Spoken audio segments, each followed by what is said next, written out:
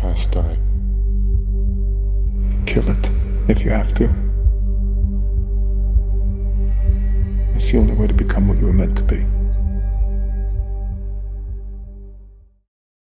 Kylo Ren is the best character in the Star Wars sequel trilogy.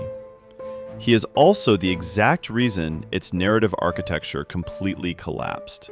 Everyone thinks his redemption as Ben Solo was the emotional climax, but in reality, it was an act of narrative vandalism. Kylo Ren wasn't designed for a redemption arc. He was created to be the ultimate antagonist, a perfectly constructed reverse Vader built to consume the galaxy. But instead of following through, the writers panicked. They trapped a flawless villain inside a broken plot. Star Wars is a franchise built entirely on echoes. It's a foundational design philosophy that often doubles as an excuse for repetitive storytelling. So, when a tall, brooding man in a black mask and a voice modulator stepped off a landing ramp in The Force Awakens, our collective cinematic muscle memory automatically kicked in. We saw the dark robes. We saw the bleeding, unstable red lightsaber. And immediately, subconsciously, we filled in the blank spaces of his character sheet using Darth Vader's 40-year-old blueprint. We assumed, without a second thought, that we were watching a familiar tragedy. We settled in, waiting for the inevitable third-act moment where the mask would crack and the tortured soul inside would be dragged back to the light. This is the nostalgia trap, and we fall into it face first because this is what we know and what we expect. The Star Wars franchise always plays this well and uses our own viewing habits against us. When Kylo Ren kneels before a melted helmet and confesses he feels a pull to the light, audiences nodded along knowingly. Ah, yes, the conflict, just like his grandfather. But this was a massive, fundamental misread of the narrative geometry. Darth Vader's internal conflict was a late-stage revelation in Return of the Jedi, engineered to humanize a relentless, established machine. Kylo Ren's conflict, however, is introduced immediately in Act 1 of his very first Star Wars film. Why? Because the pull to the light wasn't his final destination. It was his starting line.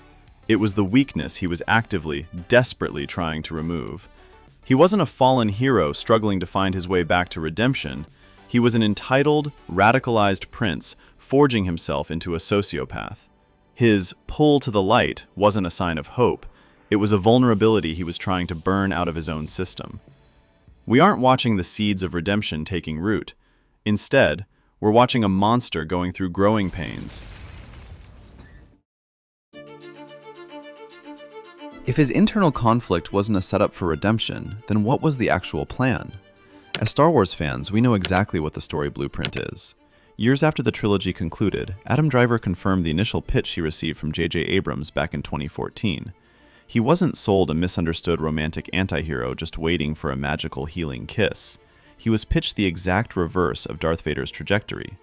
With the original trilogy's story structure, Darth Vader enters A New Hope as a cold, imposing, fully formed monolith, the ultimate, immovable force.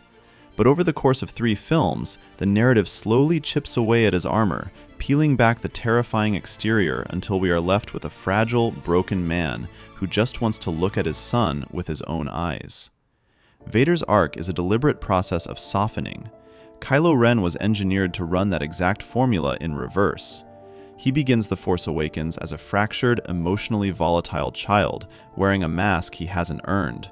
He is playing dress-up in his grandfather's shadow, prone to temper tantrums and acting out from his own insecurities. The structural promise of the sequel trilogy was to watch this weak, insecure boy systematically shed his hesitations, sever his remaining ties to humanity, and harden into a cold, uncompromising monster by the end of Episode 9. As the audience, we anticipate the journey of Ben Solo into the dark Kylo Ren.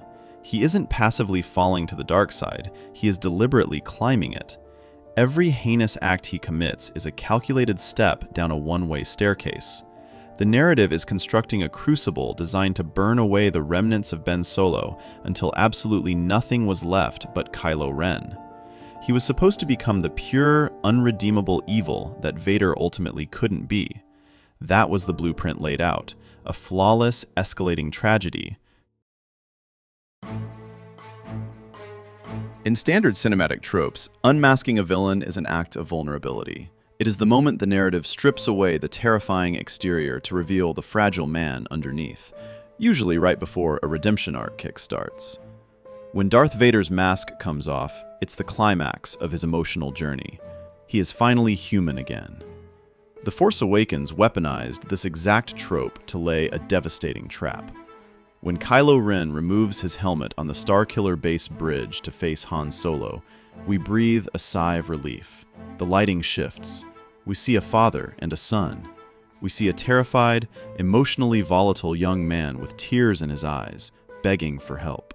The story setup screams at us that this is the turning point. Decades of moviegoing have conditioned us to believe that you cannot look into the human eyes of an antagonist and still watch them commit the unforgivable. But this isn't a redemption sequence. It is a psychological autopsy of a murder. As the sunlight is snuffed out from the sky above them, the tension snaps. Kylo ignites his lightsaber straight through his father's chest. The unmasking wasn't designed to make him sympathetic. It was a ruthless, structural choice engineered to violate our expectations. The director didn't take the mask off to show us that Kylo Ren was secretly a good person. He took it off to prove a much darker, inevitable truth. Monsters don't always look like evil, towering cyborgs breathing heavily in black armor. Sometimes, the monster looks exactly like your son. Killing Han Solo wasn't an accident or a moment of weakness. It was the ultimate payoff to his dark initiation. By committing his most horrific act with his bare face exposed to the audience, the narrative effectively burns the bridge back to the light. Kylo Ren didn't hide behind a manufactured persona to murder his father. Ben Solo looked him dead in the eye and pulled the trigger. And The Force Awakens proved Kylo Ren was capable of the unforgivable. The Last Jedi opens with a brutal reprimand. Supreme Leader Snoke strips away the illusion, exposing Kylo Ren as a man playing a role he has not yet earned. He mocks his apprentice as nothing more than a child in a mask. The ensuing elevator scene, where Kylo violently smashes his helmet to pieces, is often misread as another one of his signature temper tantrums. But it wasn't. It was a calculated narrative transition of Ben Solo becoming Kylo Ren. The story is forcing him to realize that imitating Darth Vader is a trap, a ceiling limiting his potential. To evolve, he had to stop playing dress-up and start being a genuine threat. This setup leads to the most audacious bait-and-switch in the franchise. In Snoke's throne room, the narrative reuses the Return of the Jedi blueprint one last time. We are presented with the exact same cinematic variables: the cackling master, the tortured apprentice, and the captive hero. When Kylo Ren covertly ignites the Skywalker lightsaber straight through Snoke's torso, we cheered. The Star Wars plot memories flare up instantly. He did it. He killed the Emperor to save the hero. He's Ben Solo again. But the payoff was a major structural subversion. Kylo Ren didn't kill his master to save Rey. He killed his master to take his job. He didn't want to return to the light. He wanted to clear the path for his ascent. By extending his hand and offering Rey a chance to burn the entire galaxy down with him, the narrative definitively severs his last remaining path to redemption. The architecture of the sequel trilogy is now perfectly aligned. There are no more bad guys waiting in the wings. The throne is vacant, and Kylo Ren has seized it. He is independent, irredeemable, and flawlessly positioned as the ultimate final boss. The reverse Vader transformation is complete. The storyline is perfect, and then the studio destroyed it all. At the end of The Last Jedi, the story narrative was set for a masterpiece. Kylo Ren was the supreme leader. He had refused redemption, doubled down on the darkness, and stood alone at the apex of the galaxy. The franchise finally had something it had never truly explored before: a villain who was not being manipulated and not seeking redemption, a villain who had chosen evil completely on his own terms. Kylo Ren was no longer trying to become Darth Vader. He had surpassed him. Because Vader's story had always been about control, but Kylo Ren had something Vader never had: agency, and that made him far more dangerous. If the trilogy had continued down this path, the final film could have explored something radical for Star Wars. Not the redemption of a fallen villain, but the consequences of a villain who refuses redemption. A ruler defined not by prophecy or bloodline, but by the brutal clarity of his own choices.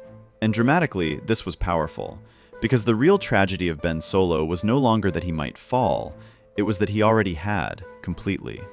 But this is the exact moment where the filmmakers lost their nerve. A final chapter with Kylo Ren as the ultimate antagonist would have forced the trilogy to confront a darker ending. It would have required the story to abandon the familiar mythic structure established in Return of the Jedi, where the fallen son ultimately finds redemption. Instead, the trilogy now faced a terrifying possibility. What if this Skywalker never comes back? That question would have broken the emotional blueprint the franchise had relied on for 40 years.